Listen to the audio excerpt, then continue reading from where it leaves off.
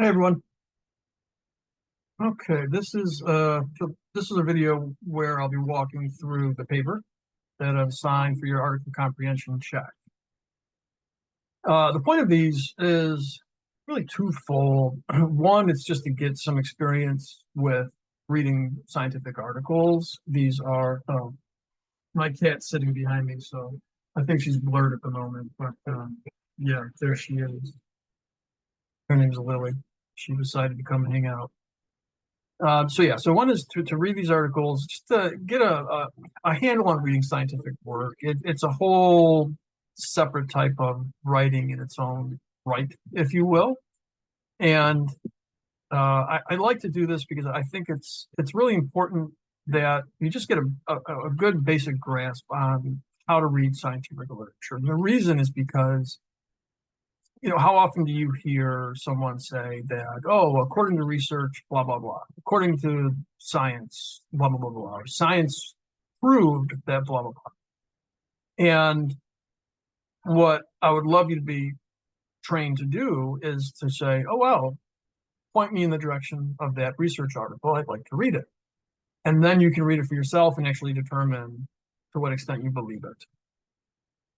More often than not, when you hear these claims of science found this or research said this, more often than not, you might find that it's not quite accurate. So it's good to just have just a basic understanding of scientific literature and just how to read a study and how to understand if it makes sense or not. So the first one I've assigned is top-down control of visual attention. So it kind of gets at top-down processing, bottle-up processing, and attention at the same time. So it's a good article. It's a little tough. It's not terribly tough. I don't think that there's anything in here that you would need like really any kind of specific domain knowledge for, but I'm sure you will all be just fine. And this is a little bit different from an actual research article where there's an introduction, a method, of salts, and discussions.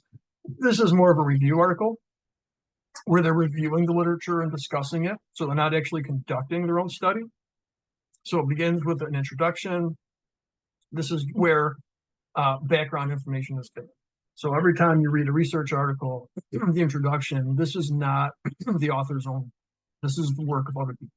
What they're doing is they're saying, here's the issue, here's the topic I want to do research on. This is what the field has found so far. This is what I think is missing, and that's why I'm going to research it. So the introduction is always a discussion on what the topic is, what the field has already done in it, and then the researcher says, and there's a gap in the literature here, or maybe I think something was done wrong and I want to tackle that. So that's what the introduction is. Normally you would have a method after this where they map out their study, but again, this is a review article, so they don't actually have a method. So they give you the introduction where they just walk through just give you a good basic rehash of the topic.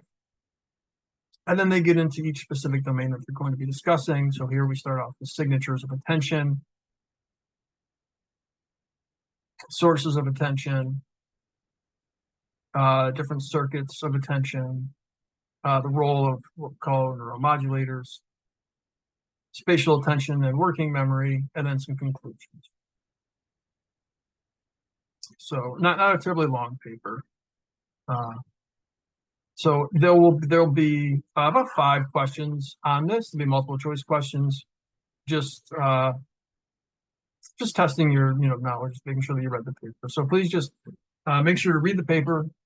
Any questions, of course, ask, and I will be more than happy to answer. But yeah, it's just a good exercise. It's always good to try and just reading scientific literature to get a handle on how it's actually written. Again, so you can apply this in real life. So the next time someone tells you they found a study that found X, Y, and Z, well, you can go and actually look up the paper itself, and read it and make a decision on your own. So that's my hope with doing this exercise in this course is that by the end of this course, you'll be able to do that. If you're taking 310 or have taken 310, you'll have already done this. So you'll be very familiar with research articles and how to read them and interpret them. But yeah, again, if you have any questions or issues, please feel free to ask from my office hours.